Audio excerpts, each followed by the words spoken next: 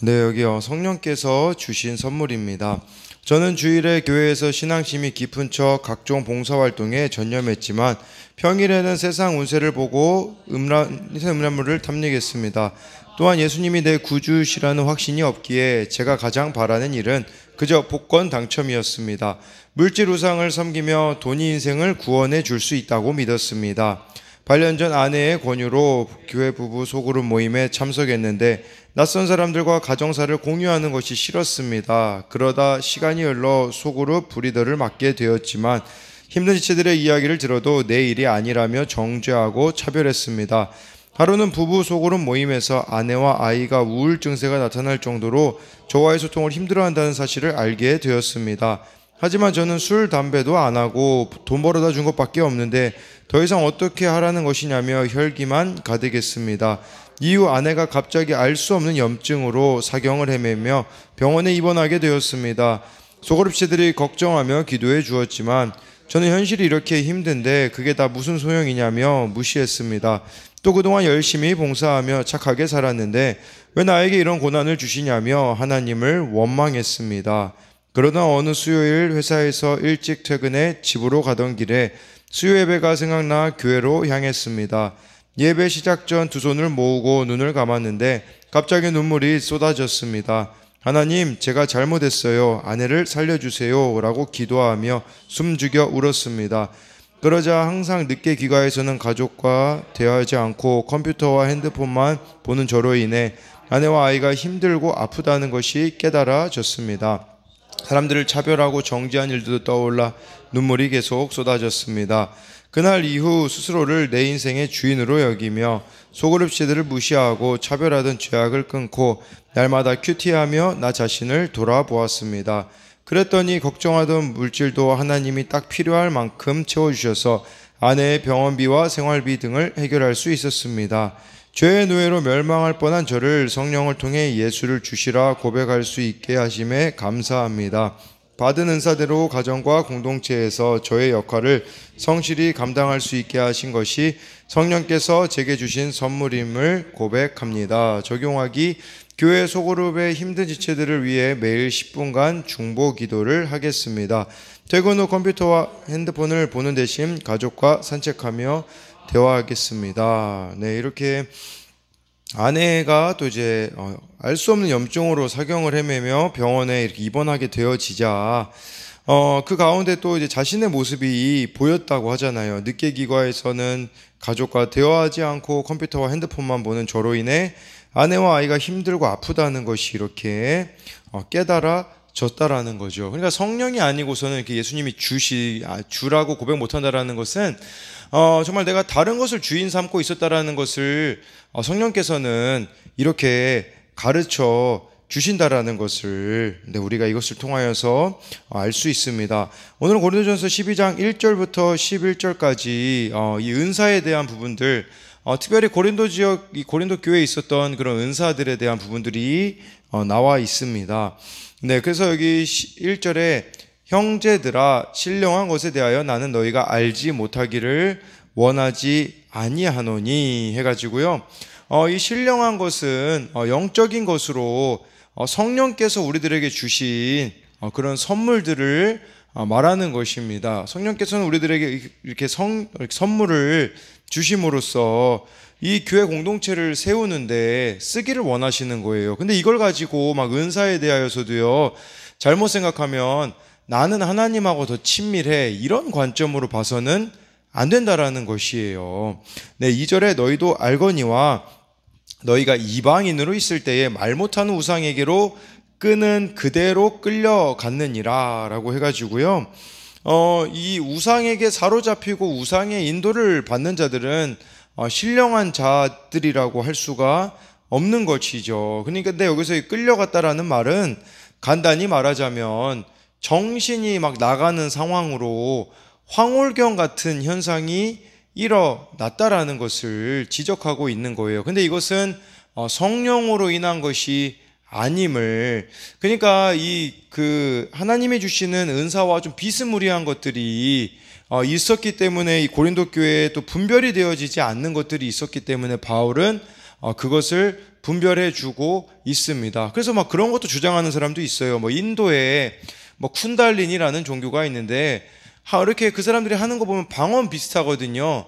방언 비슷해가지고 어떤 목사님은 뭐 이렇게 방언은 뭐 다 거짓 방언이다 막 이렇게 주장하는 사람도 있는데 2절 말씀도 좀 그런 개념으로 보는 건데 네 이렇게 이제 그것에 대하여서 이제 본질적인 것들을 또 바울은 고백을 해주고 있어요. 그게 분별이 필요하다라는 거거든요. 분별이 3절에 그러므로 내가 너희에게 알리노니 하나님의 영으로 말하는 자는 누구든지 예수를 저주할 자라 하지 아니하고 또 성령으로 아니하고는 누구든지 예수를 주시라 할 수 없느니라. 중요한 것은요.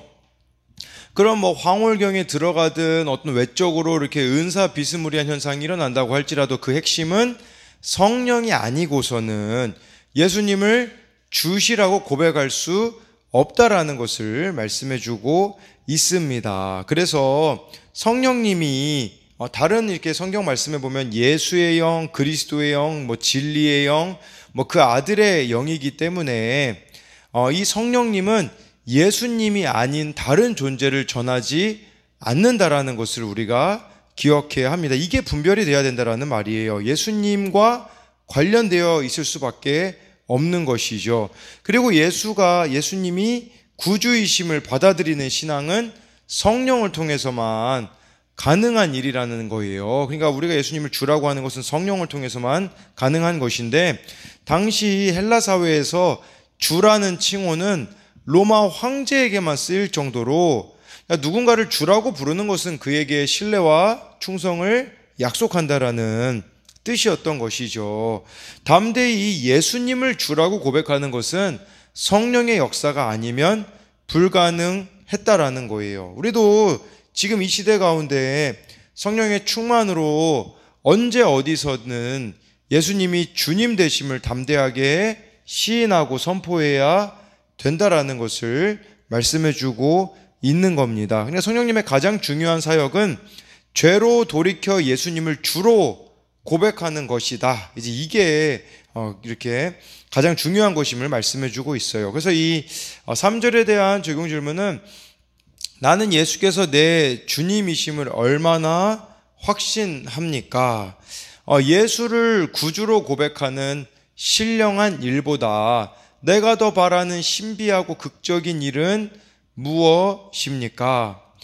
사람들 앞에서 당당히 예수님은 나의 주인이시라고 고백할 수 있나요? 그러니까 이걸 또 보았을 때 예수님이 주인 되지 않았을 때 또 그것들을 드러나게 하시는 분도 결국은 또 성령님이 아니겠습니까? 사절의 은사는 여러 가지나 성령은 같고 해서요. 이 은사라는 단어가요. 은혜라는 말에서 유래를 했거든요. 그러니까 이 은사라는 것은 성령님에 의해 은혜로 주어진 선물이라고 볼 수가 있어요. 근데 이게 은혜라는 단어에서 왔다고 했잖아요. 그러니까 이것은 은혜의 결과이기 때문에 은혜 체험 없이 은사를 구하는 것은 먼저 잘못된 것임을 기억해야 되고, 또 그렇다면 은사를 가졌다면 어떻게 될 수밖에 없겠습니까? 은혜라는 단어에서 이 은사가 나왔기 때문에 겸손할 수밖에 없다라는 것이에요. 그래서 은사를 가지고 있는 사람들은 절대로 교만할 수가 없다라는 것을 말씀해 주고 있고, 은사는 성령께서 자신을 나타내는 수단으로 은사를 받은 성도들은 성령의 나타나심을 체험하게 되어지고 주위 사람들에게도 이 성령의 나타나심을 이렇게 알려지게 되어지는 것이죠. 그래서 이 4절에 대한 적용 질문은 교회 공동체에서 성령님이 내게 주시는 은사는 무엇입니까? 또 그 은사로 섬기라고 부르신 직분과 사역의 자리는 어디입니까? 하면서요. 이제 5절에 4절에 은사는 성령, 5절에 직분은 여러 가지나 주는 같으며 이 직분은 또 예수님께 이렇게 속한 사역임을 말씀해 주고 있어요. 6절에 또 사역은 여러 가지나 모든 것을 모든 사람 가운데 이루시는 하나님은 같으니 사역은 하나님이에요.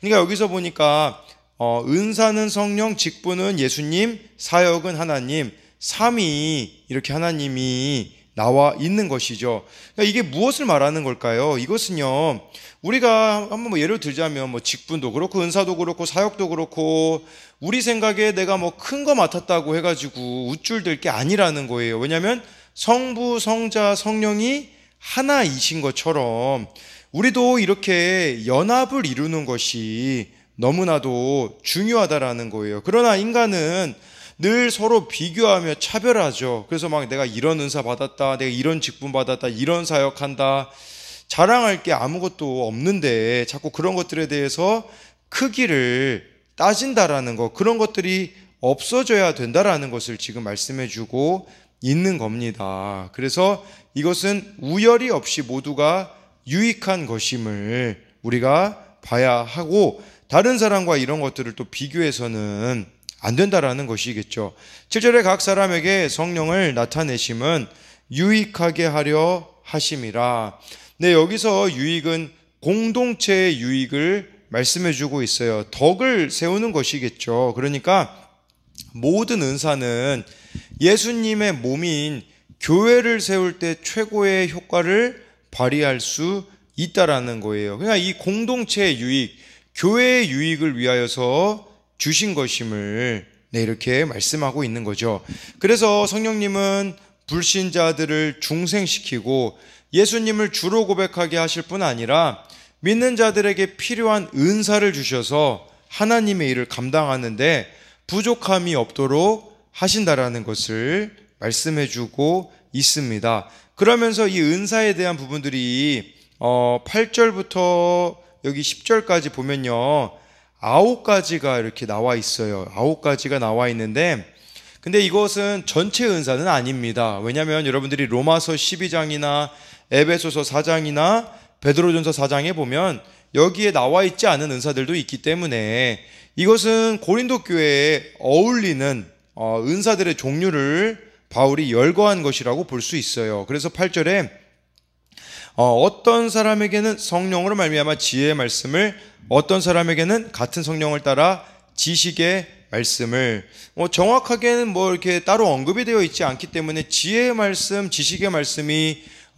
무엇일까? 이건 우리가 추정해 볼 수밖에 없거든요. 근데 지혜의 말씀이란 어떤 상황에서도 하나님의 뜻을 분별하는 것이라고 볼 수가 있어요. 이것은 하나님의 뜻을 분별하는, 지식은요, 성경을 잘 가르쳐 예수님께로 인도하는 것이라고 볼 수가 있는 것이죠. 네, 그래서 뭐 이런 것들이 있는데 은사의 다양성들이 여기 나타나 있다라고 볼 수가 있어요. 그러니까 우리가 막 이걸 가지고 자랑하거나 생색낼 거, 위축되고 원망할 것도 없습니다. 그래서 이제 9절에는 다른 사람에게는 같은 성령으로 믿음을, 어떤 사람에게는 한 성령으로 병 고치는 은사를, 10절에는 어떤 사람에게는 능력 행함을, 어떤 사람에게는 예언함을, 어떤 사람에게는 영들 분별함을, 다른 사람에게는 각종 방언을 말함을, 어떤 사람에게는 방언들 통역함을 주시나니.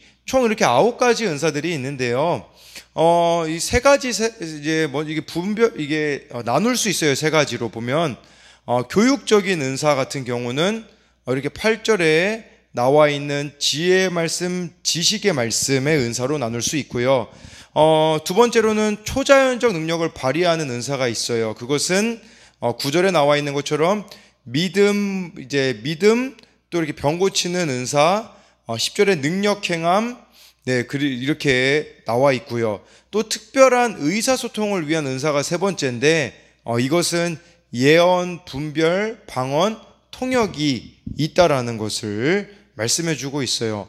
뭐 어느 사람 같은 경우는 뭐 방언은 더 이상 뭐 존재하지 않는다라고 말하는데, 그것은 아니라는 것을, 이것도 은사라는 것을 말씀하고 있습니다. 그래서 이제 또 11절에 이 모든 일은 같은 한 성령이 행하사 그의 뜻대로 각 사람에게 나누어 주시는 것이니라 라고 이렇게 말씀해 주고 있어요.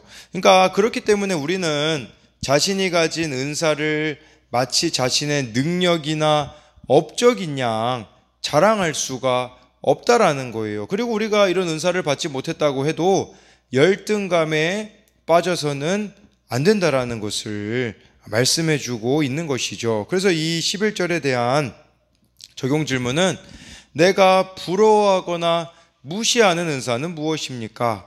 공동체 안에서 멈추어야 할 자랑이나 자격지심은 무엇입니까?